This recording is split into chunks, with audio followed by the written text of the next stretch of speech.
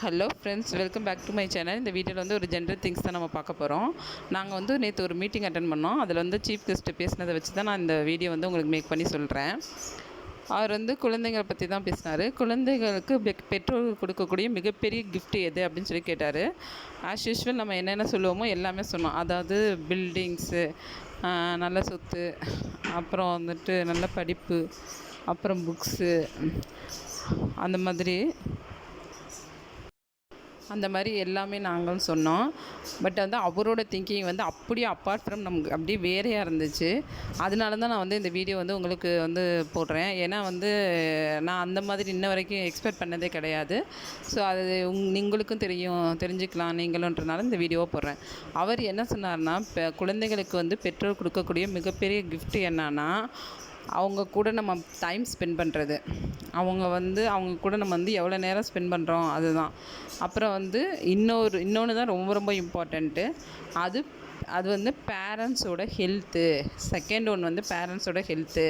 ஏன்னா வந்து நம்ம பிள்ளைங்க வந்து நம்ம வந்து பெருசாகி நம்ம வந்து இப்போ நம்மளோட ஹெல்த்தை பார்த்துக்காம விட்டோம்னா நமக்கு பின்னாடி எவ்வளோ இஷ்யூஸ் வரும்னு தெரியும். அப்போ நம்ம குழந்தைங்க வந்து நல்லா வந்து என்ஜாய் பண்ண வேண்டிய வயசில் நம்ம வந்து உடம்பு சரியாமல் போயிட்டோம்னா அந்த குழந்தைங்களுக்கு வந்து மனநிலையில் அவங்க வந்து பாதிக்கப்பட்டுருவாங்க அப்படின்னு சொல்லி சொன்னார். ஸோ பேரண்ட்ஸோட ஹெல்த்து வந்து குழந்தைங்களோட ஹாப்பிக்கு வந்து ரொம்பவே இம்பார்ட்டன்ட். அப்போ போய் நமக்கு வந்து அவங்க டயாலிசிஸ் பண்ணணும், அதை பண்ணணும், இதை பண்ணணும், எனக்கு சுகர் இருக்குது, ப்ரெஷர் இருக்குது அப்படின்னு சொல்லிட்டு நம்ம படுத்துட்டோம்னா நம்ம குழந்தைங்க வந்து கரெக்டான அந்த ஏஜில், அதாவது 20 to 30 அந்த ஏஜில் வந்து நம்ம வந்து உடம்பு சரியாமல் இருந்தோம்னா அவங்களால வந்து அவங்க என்ன தான் படிச்சிருந்தாலும் சரி என்ன தான் இருந்தாலும் மென்டலி அவங்க வந்து ரீட் ஆயிடுவாங்க அப்படின்னு சொன்னார். அப்புறம் ஒரு நல்ல ஹெல்த்தி குழந்தைன்னா என்ன அப்படின்னா, அதுக்கு வந்து 3 சொன்னார். ஃபிசிக்கலாகவும் அது ஹெல்த்தாக இருக்கணும், மென்டலாகவும் ஹெல்த்தாக இருக்கணும். இது வந்து யூஸ்வலாக எல்லாத்துக்குமே தெரியும். ஹெல்த்துன்றது வந்து ஃபிசிக்கலி மென்டலி. அது இல்லாமல் 3ஆவதாக ஒரு பாயிண்ட்டு சொன்னார்.